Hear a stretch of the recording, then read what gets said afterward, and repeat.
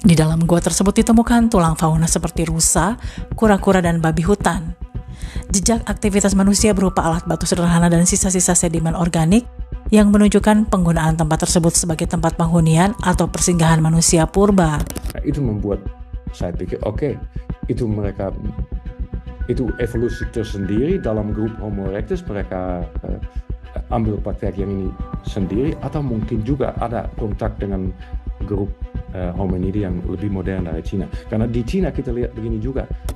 Peneliti seperti Mazlan Madon pada 2023 berhasil memetakan lembah sungai purba, yakni Paleolupar, melalui data batimetri dan seismik di dasar laut kawasan Sarawak atau Sunda Shelf. Pembuktian ini dipaparkan dalam seminar dan Origin of the Malays and Their Kingdoms in Southeast Asia.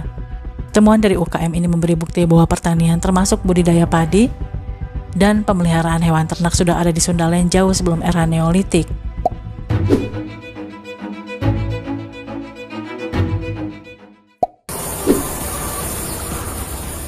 Pada masa lalu, ada sebuah daratan purba yang muncul saat permukaan laut dunia jauh lebih rendah dari sekarang, terutama selama zaman es terakhir sekitar 20.000 tahun yang lalu.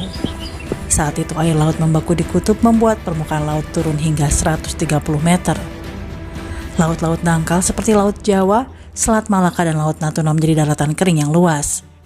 Wilayah ini juga menyatukan semenanjung Malaya, Sumatera, Kalimantan, Jawa, dan bagian selatan Vietnam, serta Thailand menjadi satu daratan besar. Inilah yang oleh para ilmuwan disebut sebagai Sundaland. Tinggalkan daratan ini. Daratan ini akan segera tenggelam. Segera naikin rakit kayu itu. Daratan ini akan tenggelam.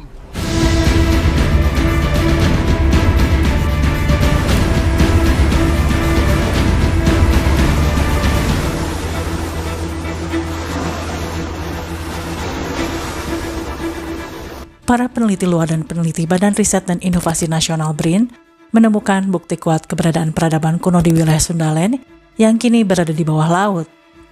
Melalui teknologi multi-beam sonar, mereka mengidentifikasi struktur mirip pelabuhan kuno di kedalaman sekitar 60 meter di Selat Sunda. Suatu formasi yang tidak mungkin terbentuk secara alami. Selain itu ditemukan juga jejak jalur sungai purba, delta, dan lapisan tanah subur di dasar laut, yang menunjukkan bahwa wilayah ini dulu merupakan daratan luas tempat manusia bermukim, bertani, dan mungkin berdagang. Penelitian ini memperkuat teori bahwa Sundaland bukan sekedar daratan tenggelam, melainkan pernah menjadi pusat aktivitas manusia yang maju sebelum naiknya permukaan laut ribuan tahun lalu. Berikut ini adalah beberapa penelitian terbaru.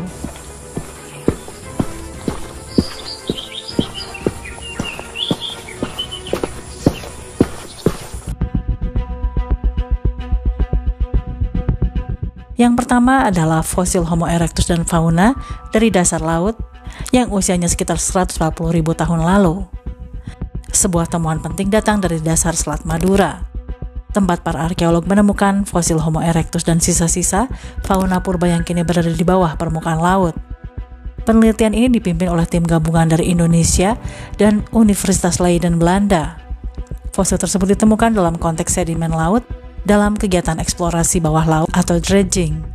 Penemuannya termasuk fragmen tengkorak Homo erectus, tulang fauna besar seperti bovid atau kerabat sapi, kura-kura dan rusa, dan tanda-tanda bekas potongan alat batu di beberapa tulang yang menunjukkan aktivitas manusia purba seperti berburu dan mengolah hewan. Penanggalan geologis menunjukkan usia lapisan ini sekitar 140.000 tahun, menjadikannya sebagai salah satu bukti tertua aktivitas manusia purba di wilayah yang kini tenggelam. Di Eropa, di Afrika, Homo erectus biasanya ambil yang paling gampang untuk diburu. Nah sekarang kita lihat di Selat Madura bahwa mereka juga prakteknya berburu, praktek yang baru begini, yang modern. Nah, itu membuat saya pikir, oke, itu evolusi tersendiri dalam grup Homo erectus, mereka ambil praktek yang ini sendiri, atau mungkin juga ada kontak dengan grup hominidi yang lebih modern dari Cina. Karena di Cina kita lihat begini juga, hominidi yang lebih modern ini selalu pakai praktek berburu begini. Nah itu bisa mungkin satu bukti kecil bahwa memang ada pertukaran kultur, ada juga mungkin genetis sedikit antara grup hominida di Cina dan di Jawa. Begini. Nah, ini memang kesimpulan yang baru. Dari Jawa belum sekali kita dapat informasi begini. Penemuan ini membuktikan bahwa kawasan Sundaland termasuk Selat Madura pernah menjadi daratan luas yang dihuni manusia, mendukung teori bahwa peradaban awal di Nusantara berkembang jauh sebelum daratan ini tenggelam akibat naiknya permukaan laut setelah zaman es. Menurut Dr. Sofwan Norwidi, Kepala Pusat Riset Arkeometri BRIN dan peneliti utama Indonesia dalam proyek ini, penemuan ini merupakan bukti penting persebaran manusia purba di wilayah yang kini terendam. Ini merupakan bukti pertama persebaran Homo erectus di dataran rendah paparan Sunda yang kini terendam di bawah laut. Jadi penemuan ini adalah penemuan arkeologi pertama berupa Homo erectus dan fosil fauna lainnya dari dalam Laut Jawa, yang dulu adalah sebuah paparan Sundaland yang disebut dengan Sundaland.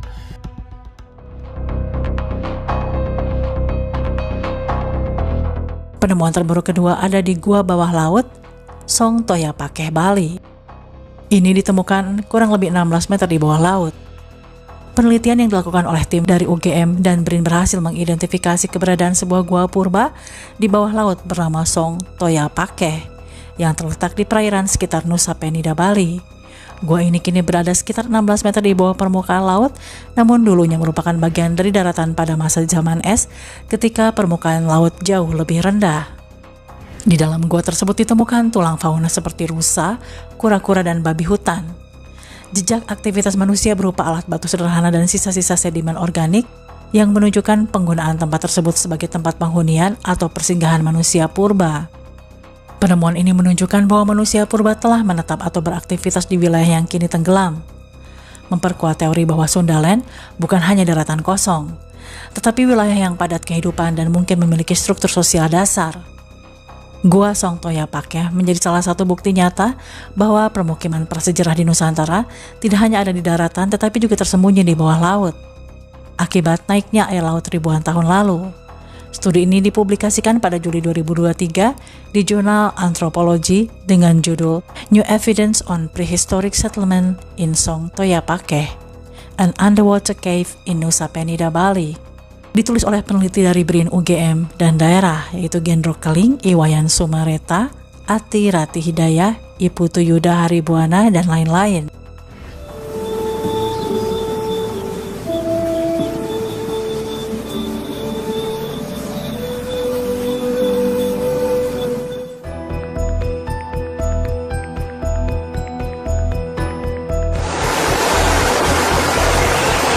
Penemuan terbaru ketiga adalah model paleo sungai dan irigasi. Ini berdasarkan penemuan seismik dan GEPCO. Peneliti seperti Mazlan Madon pada 2023 berhasil memetakan lembah sungai purba, yakni Paleolupar, melalui data batimetri dan seismik di dasar laut kawasan Sarawak atau Sunda Shelf.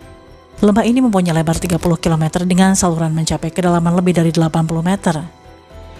Dibandingkan dasar sekitarnya, yang menunjukkan eksistensi sistem sungai besar kala las glasial maksimum sekitar 21.000 tahun yang lalu.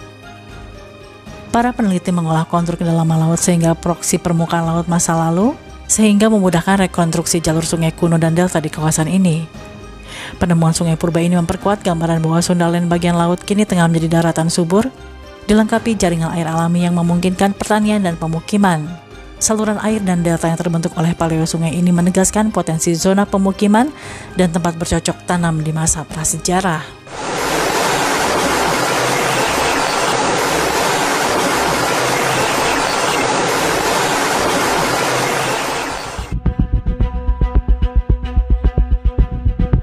Temuan keempat terbaru adalah dataran subur dan pertanian awal di Sundaland. Peneliti dari Universiti Kebangsaan Malaysia menemukan bukti domestikasi tanaman atau beras dan hewan ternak di wilayah Sundaland antara 10.000 sampai 14.000 tahun yang lalu. Diumumkan oleh Profesor Emeritus Dato Dr. Nick Hasan Suhaimi, Presiden IAAM, bahwa orang Melayu diperkirakan merupakan petani pertama di wilayah Sundaland, termasuk kawasan kini berupa Laut Jawa, Selat Malaka, dan Selat Sunda, yang bertani padi dan memelihara hewan ternak antara 10.000 sampai 14.000 tahun yang lalu. Pembuktian ini dipaparkan dalam seminar dan Origin of the Malays and Their Kingdoms in Southeast Asia.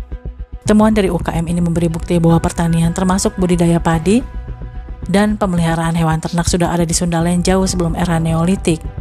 Mendukung gagasan bahwa wilayah ini adalah pusat awal munculnya budaya agraris manusia di Asia Tenggara.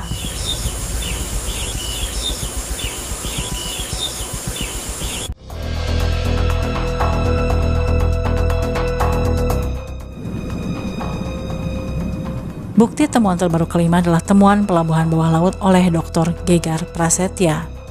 Penemuan ini dilakukan dengan teknologi multi-beam bathymetry atau pemetaan kedalaman laut yang diaplikasikan di Selat Sunda.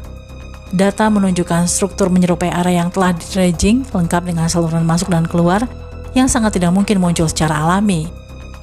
Ini mengindikasikan kemungkinan adanya pelabuhan kuno yang kini tenggelam pada kedalaman kurang lebih 60 meter di bawah permukaan laut saat ini, mencapai 60-150 meter lebih rendah dibanding saat ini, sehingga daratan luas atau Sundaland terbuka dan menjadi habitat manusia serta jalur transportasi air. Saat es mencair, paparan ini tenggelam secara perlahan hingga akhirnya bagian-bagiannya berada di bawah laut, termasuk area seperti Selat Sunda. Temuan pelabuhan ini sangat sejalan dengan hipotesis bahwa paparan Sunda bukan hanya dataran, tetapi juga pusat peradaban dengan kemungkinan infrastruktur maritim. Keberadaan struktur pelabuhan menyiratkan peradaban terorganisir yang membangun fasilitas di tepian laut, bukan sekedar terbawa arus sungai alami.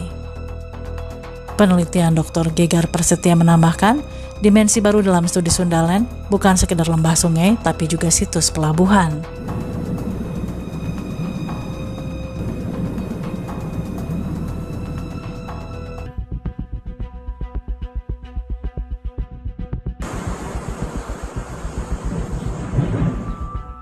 Nomor 6 adalah temuan sungai purba di bawah. Tim ilmuwan kelautan dari Thailand dan internasional menggunakan sonar dan pemetaan dasar laut. Mereka menemukan jejak sungai purba di dasar laut Teluk Thailand, terutama di wilayah perairan seperti perairan dekat Patani, Songkhla, dan Teluk Bandon atau Suratani.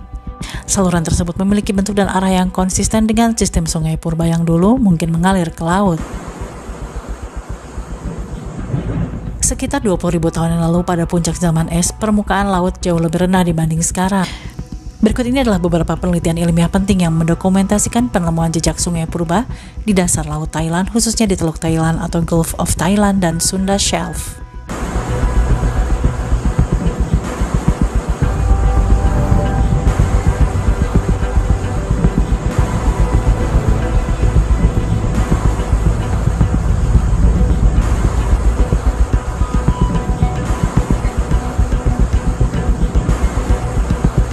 Berdasarkan studi tersebut, sungai purba di dasar laut Thailand adalah jejak bentang alam kuno yang terbentuk saat permukaan laut rendah, kemudian terendam akibat kenaikan permukaan laut 12-20 ribu tahun yang lalu.